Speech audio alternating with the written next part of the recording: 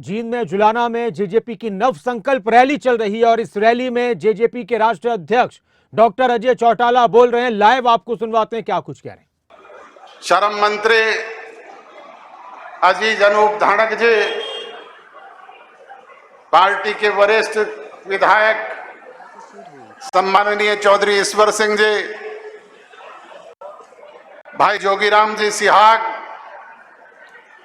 और आज के आयोजन के आयोजककर्ता और आपके दुख सुख के साथी जुलाना के विधायक भाई अमरजीत ढांडा जी,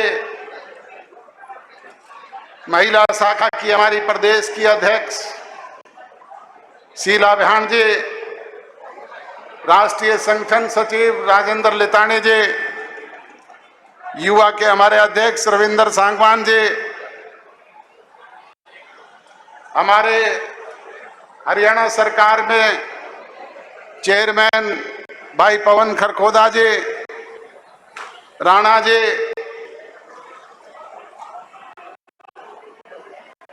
और सभी सेलों के संयोजकगण, पार्टी के तमाम वरिष्ठ पदाधिकारीगण, जिला जींद इकाई के हमारे अध्यक्ष भाई कृष्ण राठी जी, सोनीपत जिला इकाई के अध्यक्ष श्री राज सिंह जी दया, सम्मानित मंच, बुजुर्ग और नौजवान दोस्तों, बहुत लंबे समय से आप बैठे हुए हैं। मैं आपका ज्यादा समय नहीं लूंगा। वैसे भी अंतिम वक्ता के पास कहने के लिए कोई बात बाकी बचती नहीं है। बात तो मेरे से पूर्व सारे साथियों ने आपको बड़े विस्तार से बताई है। मैं तो आपसे यही गुजारिश और विनती करूंगा कि जिस तरीके से आपने इतनी बड़ी तादाद में यहां संगठित होकर के हरियाणा प्रदेश के लोगों को ये सोचने पे विवश कर दिया है कि भविष्य अगर किसी का है तो वो जननायक जनता पार्टी का है, और ये सिलसिला हमारा अब रुकेगा नहीं। इसी महीने में हम दूसरी फरीदाबाद जिले की रैली का आयोजन भी करने जा रहे हैं। 6 अगस्त को इनसो का हमारा स्थापना दिवस है। उस दिन हिसार में एक विशाल जनसभा का आयोजन किया जाएगा और ये सिलसिला लगातार इसी तरीके से 10 के 10 लोकसभा क्षेत्रों में आप लोगों के बीच में चलेगा। उसमें आपका सहयोग, आशीर्वाद, प्यार और दुलार चाहिए, क्योंकि प्रजातंत्र में जनशक्ति सबसे बड़ी शक्ति है। सिरों की गिनती से ही निर्णय होता है कि कौन ताकतवर है। आपके समक्ष पुरानी पार्टी से जब हम अलग हुए तब हमने पुरानी पार्टी के लोगों को कहा कि ये झंडा का डंडा आपका, पार्टी का चुनाव चिन्ह आपका, पार्टी का फंड आपका, ये 20 विधायक आपके, 23% वोट आपके, आप इन्हें संभाल करके रखो। हम तो लोगों के बीच में जाएंगे और जननायक चौधरी देवीलाल की सोच पर पहरा देने वाले लोगों के बीच में एक नया घर बसाने का काम करेंगे। मुझे ये कहते हुए अफसोस होता है कि 9 महीने में 20 विधायकों वाले एक पर आ गए, 23% वोट से 1.5% पर सिमट गए। दूसरी तरफ आपने इस होनहार नौजवान की पीठ पर हाथ रखा। पांडु पिंडारा की धरती पर लाखों की तादाद में एकत्रित होकर के आपने इसकी पीठ थपथपाई, प्यार, प्रेम, सहयोग, आशीर्वाद दिया, जिसकी बदौलत 17.5% वोट और 10 विधायक चुन करके आपके हरियाणा प्रदेश की असेंबली में गए। और उसी की बदौलत आज भाग में आपकी हिस्सेदारी हुई। बुजुर्ग और नौजवान दोस्तों, आज भाग की हिस्सेदारी की बदौलत ही ये मंत्री आपके बीच में खड़े होकर के, उप मुख्यमंत्री आपके बीच में खड़े होकर के आज 1100 करोड़ रुपए की घोषणाएं कर रहे हैं। अगर ये राज की ताकत ना हो तो फिर विधायक तो 40 घूमते रहो, चाहे कोई पूछने वाला नहीं है। जिसके पास ताकत होती है उसी की पूछ होती है। आपको याद होगा विपरीत परिस्थितियों में हरियाणा प्रदेश में आपकी सरकार ने जननायक चौधरी देवीलाल की सोच पर पहरा देने वाले लोगों के बीच में किए गए वायदों को कानूनी रूप से अमली जमा पहनाने का काम किया और 75% से ज्यादा वायदे इन 3.5 वर्ष में हमने पूरे किए हैं। मैं बार बार उन बातों को दोहराऊंगा नहीं, मेरे से पूर्व वक्ता बता चुके हैं। बुजुर्ग और नौजवान दोस्तों, जो कोई कोर कसर कमी कोताही पिछले 3.5 वर्ष में रही है, मैं आपको विश्वास और भरोसा दिलाता हूं कि आगामी 1.5 वर्ष में उसकी भरपाई करना काम ही नहीं करेंगे, बल्कि सवाया करके आपको देने का काम करेंगे।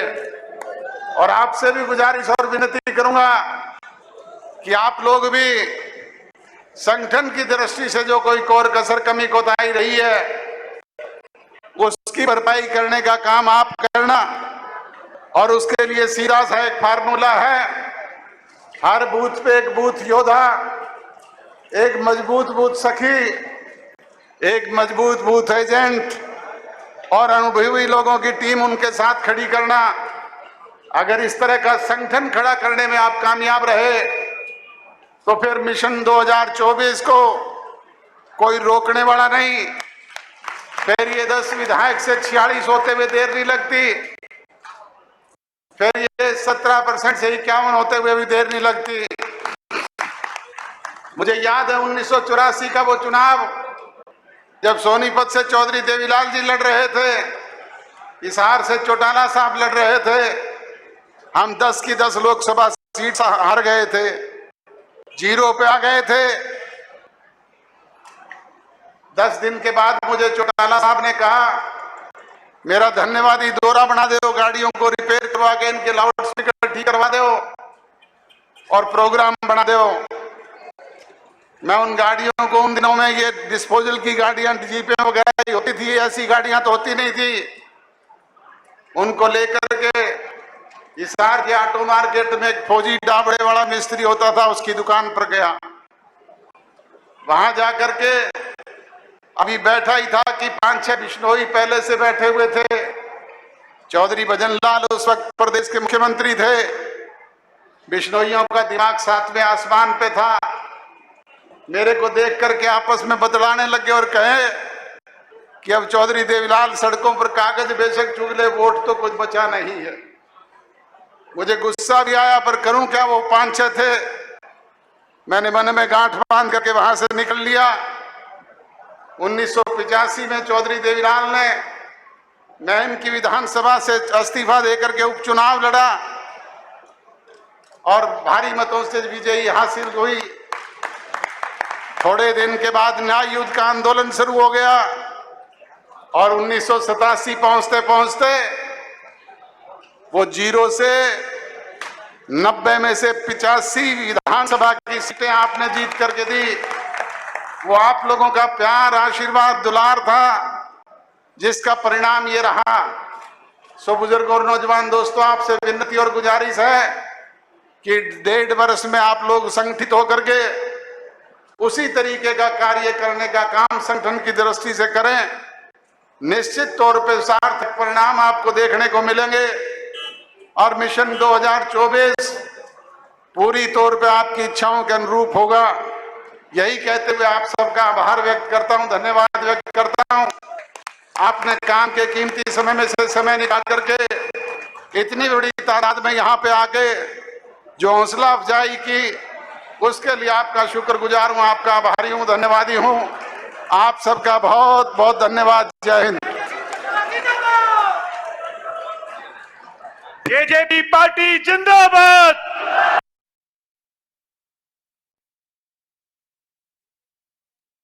नव संकल्प रैली में जेजेपी के सभी नेताओं ने यह कहा कि आने वाले वक्त में 10 सीटों से 46 सीटें हो जाएं, कोई बड़ी बात नहीं। इन 1-1.5 साल में सबको मिलकर मेहनत करनी है। अभी हम सरकार में सहयोगी हैं तो कुछ काम करने में कई बार दिक्कतें भी आती हैं, लेकिन जेजेपी की पूर्ण बहुमत की सरकार बनाने का संकल्प भी यहां से लिया गया है। सभी लोकसभा सीटों पर तैयारी करने की बात कही गई है। दुष्यंत चौटाला ने, डॉक्टर अजय चौटाला ने अपनी सरकार के साथ साथ अपनी पार्टी की प्राथमिकताओं का भी जिक्र किया। तो जुलाना में जेजेपी की नव संकल्प रैली कब समापन हो चुका है और जेजेपी नेताओं का कहना है कि आने वाला वक्त जेजेपी का है। जेजेपी का भविष्य बहुत मजबूत है।